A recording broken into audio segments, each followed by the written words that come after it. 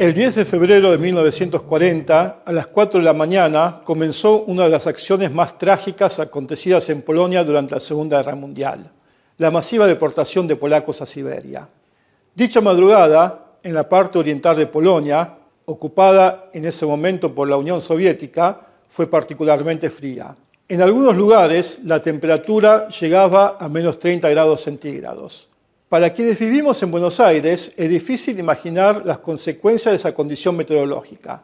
Personalmente, pude comprobar los efectos de menos 32 grados centígrados y en menos de 2 minutos de haberme quitado un guante, sentí un dolor que literalmente perforaba mi mano. Es muy conocida, en especial por medio del cine y la televisión, lo brutal que fue la ocupación nazi, pero poco se sabe de lo que fue la soviética. Lo que voy a relatar a continuación lo escuché en su mayoría de niño, de boca de quienes pasaron por ese infierno.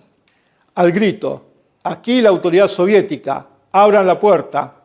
Los soldados soviéticos entraban en los hogares polacos, empezando sobre todo por aquellos que suponían que podrían ser caldo de cultivo de resistencia a su ocupación, es decir, maestros, profesores, funcionarios públicos, médicos, abogados, contadores, ingenieros, policías, sacerdotes, etc.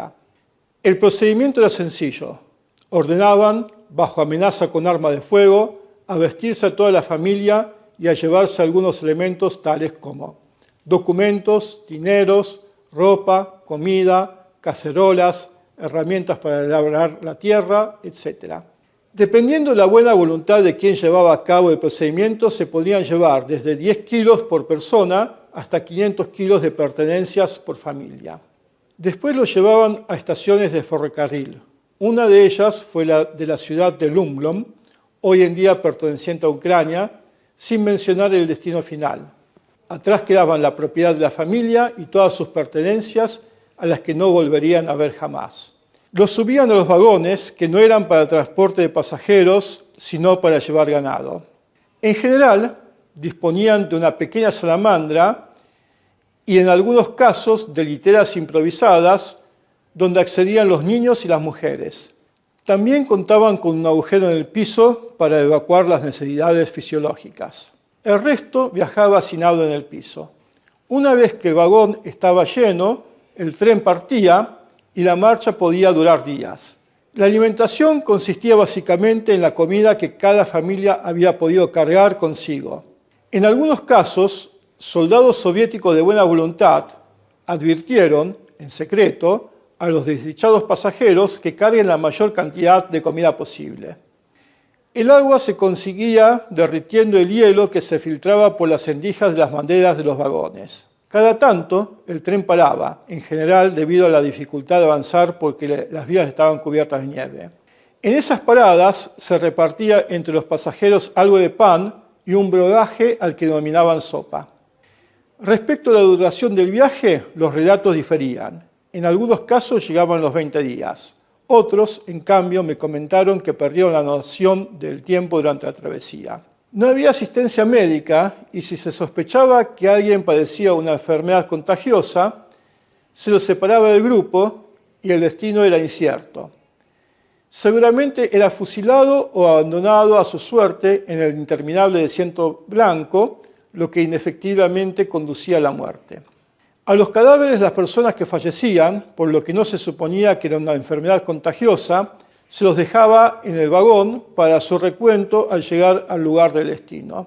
Si el tren paraba en alguna estación con un caserío cercano, se llamaba a la población para que viera a los burgueses polacos, quienes en muchos casos eran tan pobres como los soviéticos que los miraban. El destino final en ferrocarril fueron algunas ciudades soviéticas importantes, como Arcángel, ubicada en la desembocadura del río Dvina, en el Mar Blanco. Pero de allí comenzaba un largo camino a pie. Solo las mujeres y los niños pequeños iban en camiones abiertos. En ese camino, a quienes no podían seguir, se los dejaba a la vera del camino, donde morirían congelados y los cadáveres serían devorados por animales salvajes. Por muchos años aparecerían restos humanos, los cuales se supone que pertenecían a los polacos deportados. Luego de la interminable caminata, eran llevados en trineos remolcados por renos hasta sus destinos finales. Hosma sería uno de ellos. Invito a googlear en imágenes el nombre de Hosma, en polaco con el punto sobre la Z. Les va a sorprender ver solo fotos de tumbas. En cambio, si tratan de ubicar el lugar por medio de Google Earth, no lo van a lograr, al menos no hasta ahora. Vale la pena aclarar que tan solo en esa infernal travesía perdieron la vida el 10% de deportados. Una vez en sus destinos, los deportados pasarían a ser mano de obra gratuita para el régimen comunista. Irónicamente, la falta de organización no generó grandes beneficios para el sistema, como sí, por ejemplo, lo hizo el nazismo, y convirtió la vida de los deportados en un infernal suplicio. Una de las cualidades de estas latitudes, además del tremendo frío, son muy comunes temperaturas cercanas a los menos 40 grados centígrados en invierno, es la duración de los días y las noches. Durante el invierno, el sol asoma solo unas horas, y durante el verano casi no existe la noche. En estos centros de detención, las reglas eran rigurosas y ridículas. Estaba prohibido pescar, cazar, recoger hongos del bosque, alejarse del establecimiento, entre otras acciones. El cumplimiento de estas disposiciones garantizaba la muerte por hambre. Por supuesto, nadie las cumplía. El mayor suplicio de los deportados fue justamente el hambre, que llegaba a la inanición. En esto, los relatos son dolorosamente coincidentes. La pérdida de peso era tal que los deportados se convertían en piel y hueso, y la falta de vitaminas, en especial de la A, provocaba la ceguera nocturna, por lo que las personas perdían visibilidad con una pequeña disminución de la luz. Esta enfermedad es un trastorno en el cual las células de tipo bastón de la retina pierden gradualmente su capacidad para responder a la luz. No menos graves eran las afecciones pulmonares. El hambre rozaba incluso la locura. Los hambrientos perdían la capacidad de pensar en otra cosa que no fuese comer. La otra gran pesadilla eran los piojos y chinches, sobre todo en los niños, los cuales al rascarse se provocaban llagas que no llegaban a sanar. En cuanto a la higiene, era prácticamente inexistente, pero según algunos relatos que escuché, con el tiempo el olfato se acostumbra y no se logra percibir ni el olor propio ni el de los demás. En verano había más posibilidades de conseguir alimentos, pero todo el lugar era invadido por mosquitos que transmitían enfermedades y por insectos tan pequeños que no se podían filtrar ni siquiera con alambre tejido. Una de las formas que los polacos tenían de conseguir alimentos era no declarar a los muertos y quedarse con su pequeña ración de comida. Más adelante enviarían desde Occidente paquetes de alimentos para los polacos, pero estos, en su mayoría, no llegarían a sus destinatarios y serían robados por las autoridades soviéticas. Sin embargo, las cosas cambiarían para al menos una porción de los deportados. El 22 de junio de 1941, Hitler ordena la Operación Barbarroja y da comienzo a la invasión alemana a la Unión Soviética. Cabe destacar que además de los civiles deportados, había una enorme cantidad de soldados polacos, prisioneros en distintos campos. Entre ellos se encontraba mi abuelo materno, el capitán Mikołaj Bychowiec. Y ellos tuvieron más suerte que los miles de oficiales asesinados en Katyn por la NKVD, la policía política de Stalin. Entre los asesinados se encontraba mi tío abuelo, el capitán Jerzy Bychowiec.